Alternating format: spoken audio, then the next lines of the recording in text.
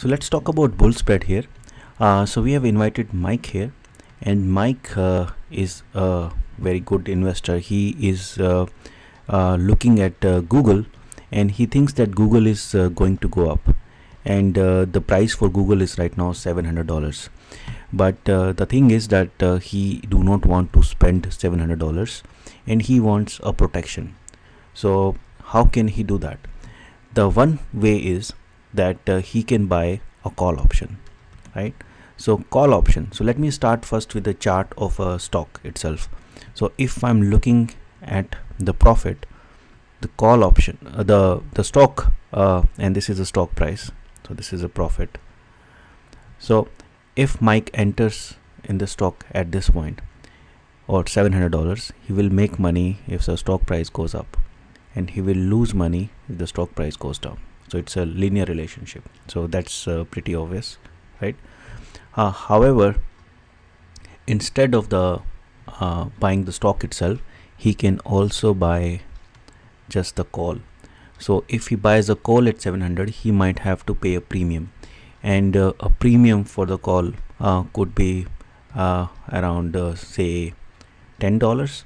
So he would have to pay $10. Because he paying $10, he is already starting with a loss. So that will be equal to $10. So he has to pay this $10 to start, right? And then once the stock will go up, he'll make money. And if stock will not go up, he'll not lose a lot of money, but he'll just lose the premium which he paid, and that will be $10. However, if you look at this, he would have to wait at least stock to go $10 up for even to start make any money.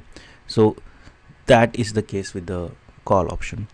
So now what he can do is, because he's looking for upside, but he's thinking that okay, it's going to go up, but I don't think that it's going to go more than 720. So he thinks that 720 is the maximum I will look forward to, and if it goes to 720, then I don't have to worry about, I will sell it. So what he can do is, he can look at the call option at 720.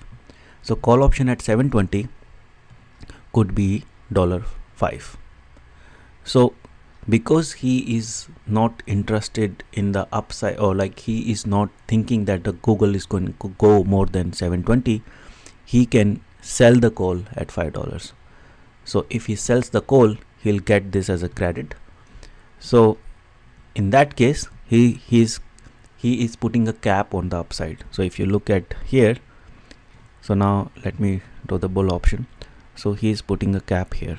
So he's saying that okay, I don't want any profit which will be above 720. I'm willing to do that. In return, give me $5. So when you give him $5, he's going to save that on the premium. So he's now his investment is less, because he just need to pay $5. And because he's paying $5, he can make profit just by stock going to $5 more, and then he'll start making the profit. So down his profit chart will look more like this. So he put a cap there, and by putting a cap, he lowered his investment, or the amount he's risking in this investment, and therefore he is also limiting his profits. So that is what is called a bull spread.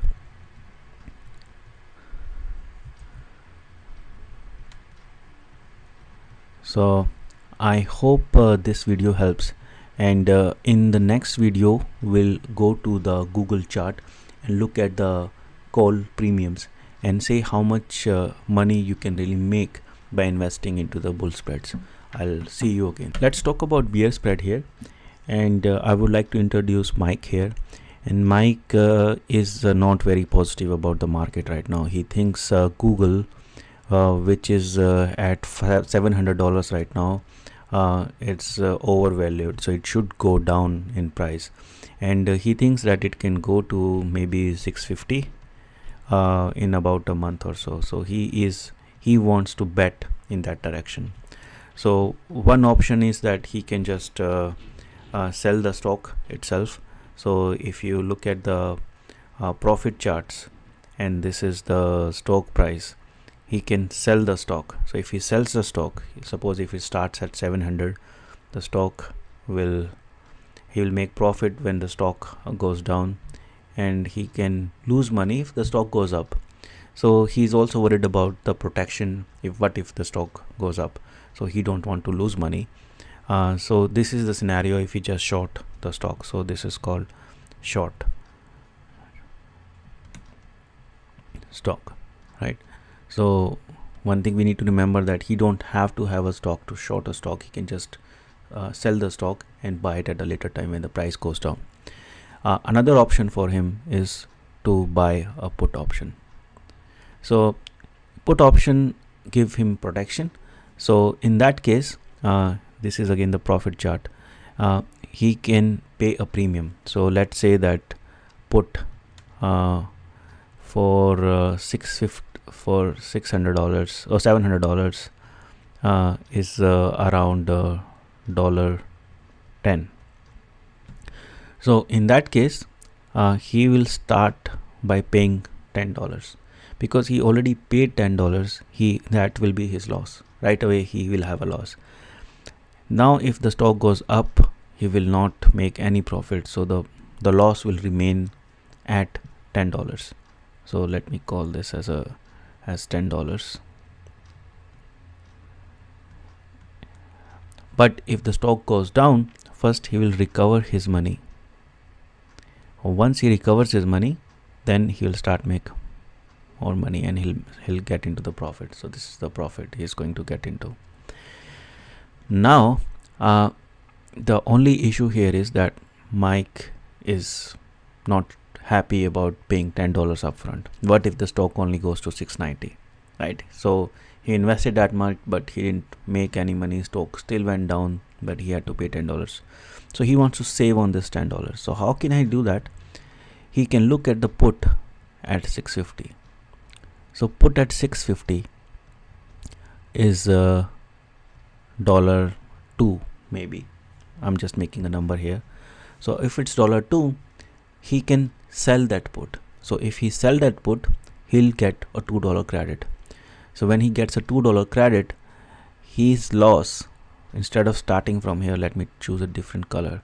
So instead of starting from -10, now he can start at -8, because he got $2. So his investment initially is only $8. So that will be equal to $8. And now if the stock goes up, his total loss will be $8. But if the stock goes down, then recovery will be faster, $2 before, and then he'll start making profit. The only downside is that once it reaches 650, he will not be able to make any more money. But he was already hoping that it will not go below 650.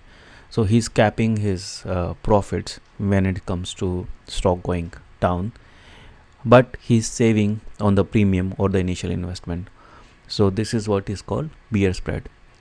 So overall, if you are sure about, or if you are at least trying to bet in a particular range, then you can choose the bear spread to lower the premium of the call or the put option you are selling. And this is one of the way to be bearish on the market. So I hope this video helped, and in the next video we'll go to the actual Google charts and talk about how much return you can get by doing different kind of bear spreads in the Excel sheet. Okay, I'll see you later. Thank you. Bye. So a lot of time I've been asked how much money you can make by selling the naked put options. So I'll just go to the actual data for example, I'll go for Google and see what the scenario is. So I'll go into Google Finance, and I typed GO, the Google symbol, alphabet symbol, and I'll get that today the stock price is 756, and there is something called option chain. If I go into that one, I can see that I can see strike price, bid ask, and the volume. So you can see there is nothing, no volumes for the strike price of 400 range or even 500 range because no one is expecting it to go at that price within a 1 week. However, if we go to maybe Jan 2017, then you can see that you can start to see some numbers, and some people think that maybe at the later case stages there might be some kind of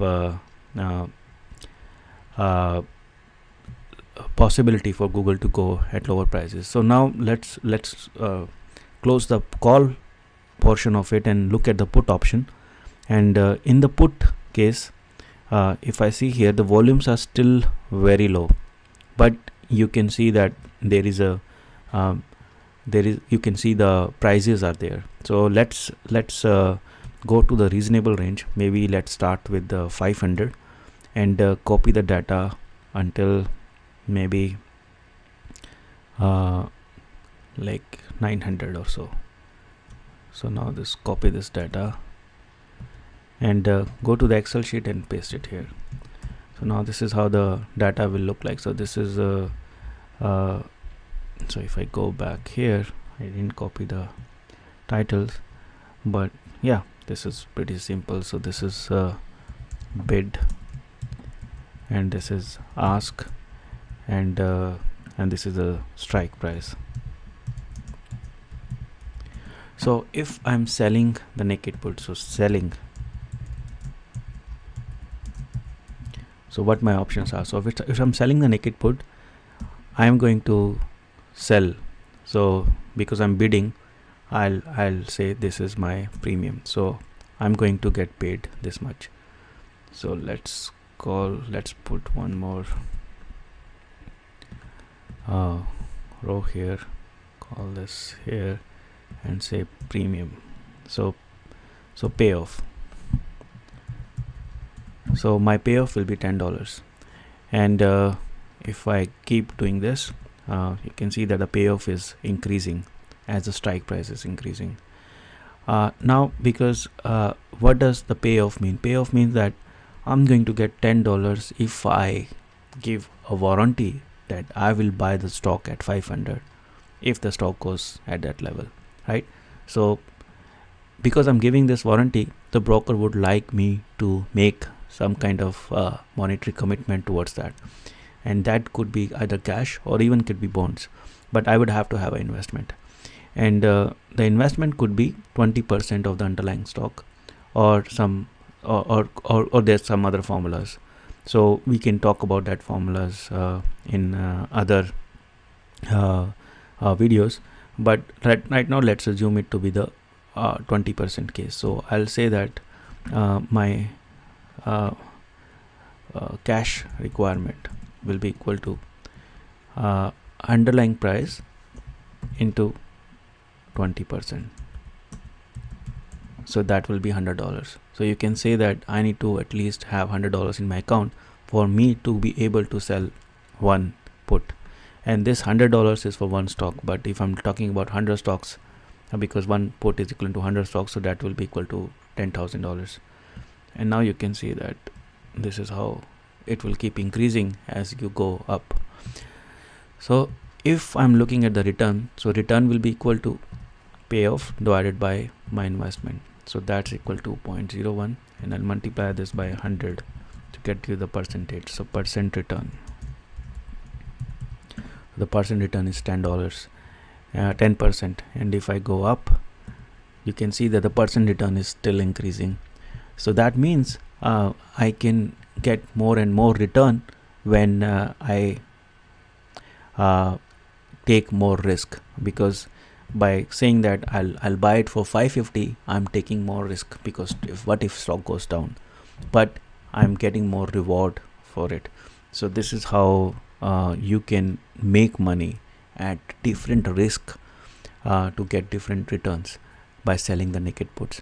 And if you have any question, please feel free to leave me a comment, and I'll try to get back to you as soon as possible. So I hope this video helped. Thank you. So let's talk about Straddle here. Again, we invite Mike and Mary. Mike is very positive about the market. He thinks that there is nothing much going on in the market, and market is going to remain very stable. However, Mary thinks that there will be certain events which will happen that will drive market either to the positive side or maybe to the downside, to the negative side. So she wants to take advantage of that panic, and Mike thinks that it's stable. So Mike, if you talk about Mary, she wants to put her legs both on the bull side and both on the uh, bearish side. So now, like same like the guy you see here, because his legs are wide open, and one he wants to be both on this direction and that direction. So this is what exactly the straddle is. So uh, how do you make straddle in the stock market? By using call and put option. So let's look at the price here, and this is the stock price and this is the profit. Now first I'll draw the call option. So as we know, the call option would look something like this. So if you don't understand the call option, you can always check out our other videos. We talk about them in details. And now if I'm looking at the put option, the put option will look something like that. So if I buy a put option, I would have probability to I will make profit if the stock will go down, and if I have a call option, I'll make money if the stock will go up. So what is a straddle?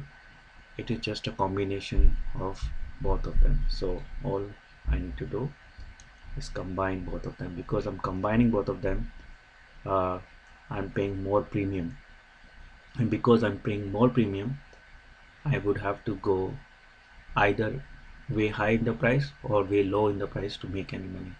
So this position is called straddle. So now uh, if I'm looking at downside, then Mary would have to uh, recover both call and put premium she paid. Even in the upside, she would have to recover both call and premium before she can make any money. So if it goes in other ways, if it goes down more than that, then she's going to make money. So this is the case for Mary. And same way, if I'm looking at Mike's case, then I'll just extend this here, and in case of Mike, the call option will look something like that, and the put option will look green color, will look something like that. So if he sells both put and call option, then he will have more premium in the end. So he'll make money from the premium. So he'll make money from the premium, and his profit will be equal to the call plus put option. So in this case, even if market goes up or down, you will make money, given the condition that it won't show any drastic changes. So if Mike thinks that market is not going to move much, it will remain in the normal range, then he can always take advantage by using this strategy, by selling both uh, call plus put. And for Mary, she can do that by buying both call and put. So this is what is called a straddle. And if you have any question, please feel free to leave a comment, and we'll try to get back to you as soon as possible. Thank you. Is there any such thing called risk-free returns in stock market? Yes, there are some possibilities, but the returns will be very low, almost equivalent to the interest rate we get in financial institutes. However, there are some ways that you can get much better returns, but here is the general concept that can be used for the risk-free returns. So let's first look into the stock. So if I own a stock, then this is the stock price and this is the profit. So if I'm entering the stock at this point, then I can have either profit or loss based on where the profit is going to go. So where the stock is going to go. So this is a long on the stock. Another scenario is that I have a call option. So if I have a call option, then I am going to have a profit. However, I will not have any loss because it's a call option. So it will look something like that, right? So if I add a put option into it, if I sell a put option, so this is call option, I bought a call option and I sell a put option again. So when I sell a put option, I'll get a premium, and that premium will offset it, and then I'll have a loss if the stock goes down. But that premium can be used to offset these case. So this will almost be equivalent to the long of the stock price. If you guys are aware about this concept, this is called call put parity. But you can combine this too, and if you have a situation where you are long on stock and then you are short on call minus put, then your net graph will look something like that. So let's say here, so you'll cancel this out and you will be a flat line. So this is your profit and this is your stock. So you have to be long on the stock and you need to sell a call and buy a put. So if you do that, why would you make any money? This is because you are investing actual money in holding the stock, and theoretically that should give you the interest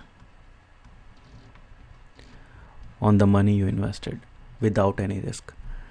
Now you will say that I understand, then why would I get the interest from stock market? I can go and buy some bonds, or I can do that. However, sometimes there are some errors in the market. So if there are errors, then sometimes you can pull and buy a call and put combination in such a way that your interest rates are little higher. But in that case, you need to have some screening done. In this video, we'll talk about how to calculate the probability for a particular stock to go up and down. So this method will just give you the probabilities. For example, if you're looking if the stock, what's the probability that stock will go more than 2% up tomorrow? So you can calculate from here. So how will I do that?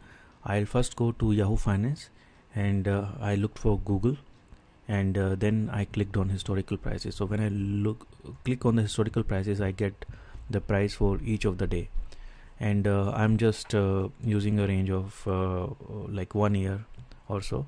So now if I go down, I can click download to spreadsheet. So I can click on this, and then I can open this data in the spreadsheet. So this is how the spreadsheet looks like, and I can zoom that for you. So this is the data, right? So I don't need all of the data, so I'm going to delete all the columns here, and I'm going to delete this, and let me move this here and say 1, 2, and then I just did the counting, so how many data points I have. So I'll just say this is a count and this is the price, right? So now I need to say percentage change, how much price changed. So that will be equal to this minus this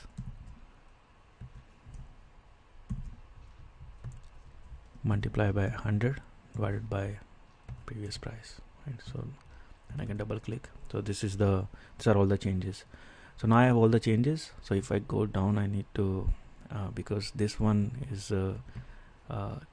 comparing the change with the next data point, but there is no next data point, so this is not a valid calculation. So I'll just delete this here. I'll go up again, and now I have all the percentage changes for all the years. So for example, all the days. So if I have 0.34, so there was a 0.34% percent change in the stock price between today and yesterday, right? So somehow like that. So now what I'll do is I want to align them in the ascending order, or sort them in the ascending order. So this is again percentage change, but this is a sort, right? So in this case, what I'll say is equal to small, and then I'll choose this array, and it will say small, which rank of the small. So do you want the smallest, or you want the second smallest? So I'll say, yeah, I want the smallest. So I'll click on this, and I got the smallest here, right? So I can do the same thing. Now if I drag it down, now you can say it gives me third smallest here. So I can keep doing this. So now I have all the order. So if I go below, I can see that it is decreasing, and eventually I have 16% increase in one of the days, and here I have only I have 5% decrease in one of the days, right? So now what I'm gonna do is for each change I'm going to assign the same probability for each change. So how many total observations I have? So if I go here, the total number of observation I have is 408. I have 408 data points. So the probability for this to happen, so this event will happen 1 out of 408 times. So what is the probability? So the probability is 101 divided by 408. So that's a probability. So I can also write it this way: count divided by 408, right? So now this is my probability. Now if I want to calculate what's the likelihood that this 2 can happen, then I will have a cumulative probability. I say, because these are 2 events, so I'll say this, the probability for this to happen is 2 divided by 408. And same way, if I ask what's the probability that this 9 will happen, so then in that case it will be 9 divided by 408. So in the other way, by calculating all the 9 together, I am saying that what's the probability that the stock will fall more than 3%. So you can say, oh, I have seen that out of 408 times, stock has fallen more than 3% on 9 of the days. So you will say the probability is 9 divided by 408, right? So this is how it works. So I can just double click this, and then I have all the numbers filled up here, and I'm gonna delete this. So what you will see here is that what's the probability for the stock to remain less than 16%. So the gain will not be more than 16%. So there is no probability for that. So gain has to remain less than 16%, because you haven't seen anything which goes more than 16% in last 408 days, right? So this is how it works. So now I have this probability. So what I can do is I can call this as probability, and I can plot these 2 functions. So I can say insert data, select, remove, add. So x is this, and so this is how the plot will look like. So now how do you read this plot? So for example, if you are looking at what's the probability that the stock will go more than will show increase, so it will go more than 0%, you can say it's around 0.45. so stock has more probability to go up as compared to go down, and at least based on the past 1 year, right? So now I have this probability here. So now I can say we look up, right?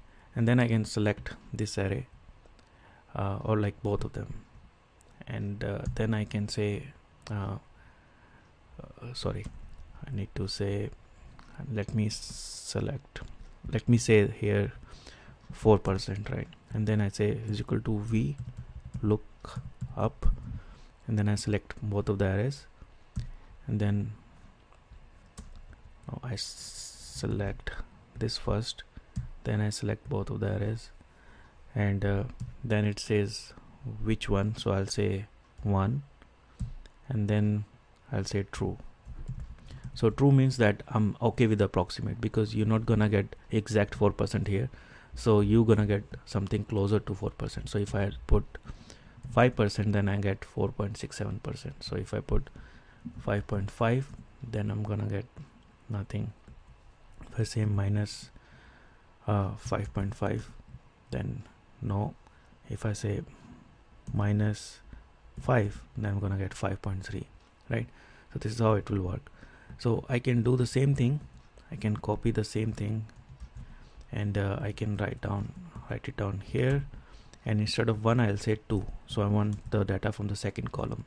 So now it will give me the probability. So this is the probability for the stock to remain below 5%, right? So now if we want to calculate, we want to do the same thing again. So I'll copy this and I'll paste it again here, and everything seems to be fine. Yep. And then here I can say maybe 2. So now this is the probability that the stock will remain less than 2%, and this is the probability that it will remain less than minus 5%. So if I want to calculate, so probability for stock to remain between minus, and I can say between, so yeah, here I can say is equal to minus 5 and equal to 2. I should not call it to gain. So that should be equal to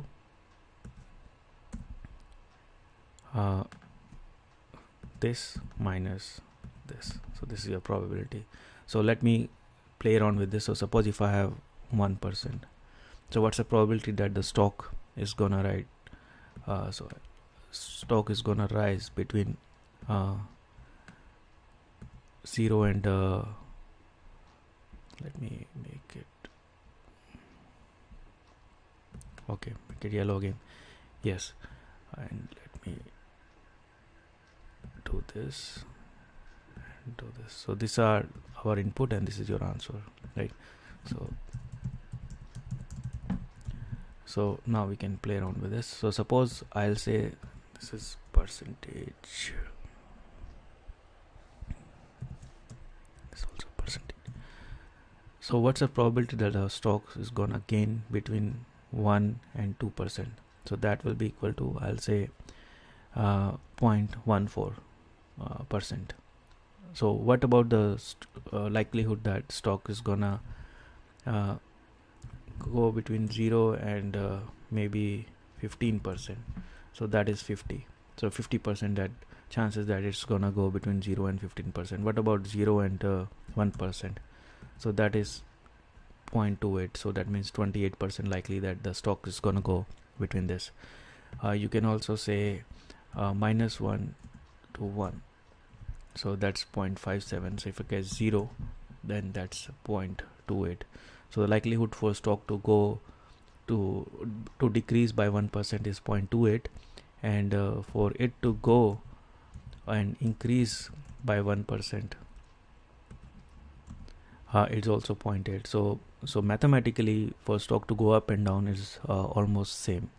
So this is how this work. I can leave this sheet for you guys to download, and if you have any questions, you can always feel free to ask me.